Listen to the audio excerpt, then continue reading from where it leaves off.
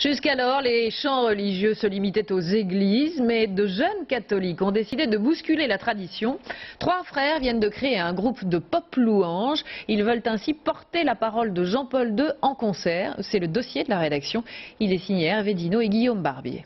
Les temps où on se cachait parce qu'on était chrétien. Je sais pas si vous en avez marre aussi de ça, mais ce temps-là il est fini. Aujourd'hui on est debout, on est chrétien, on est fiers, on a la tête haute. Partager leur foi et leur fierté, la révélation leur est venue lors des Journées mondiales de la jeunesse en 2000. Et les 3 frères, Aurélien, Benjamin et Thomas, ont choisi la musique pour s'exprimer.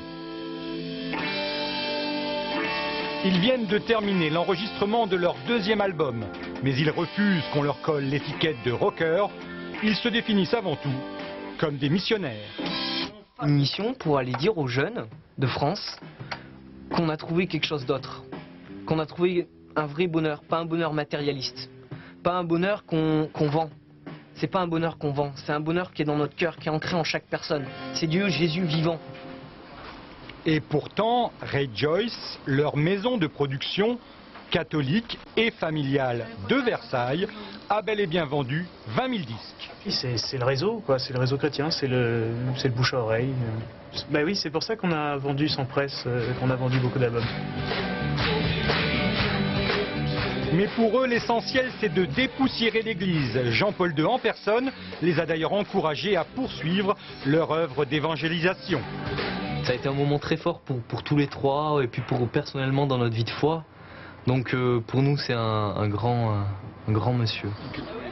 Glorious fait même des émules. Plusieurs formations leur emboîtent le pas.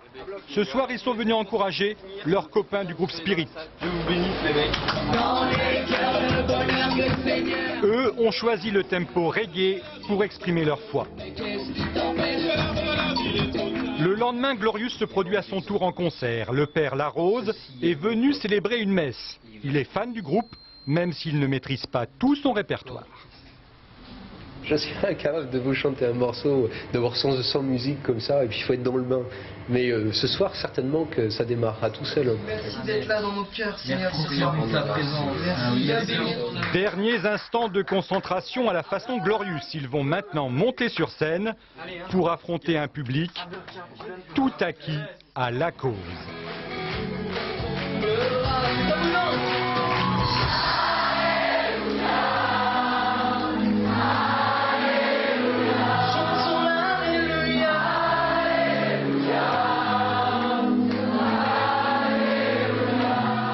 Les spectateurs sont de très jeunes catholiques, souvent chaperonnés par leurs parents.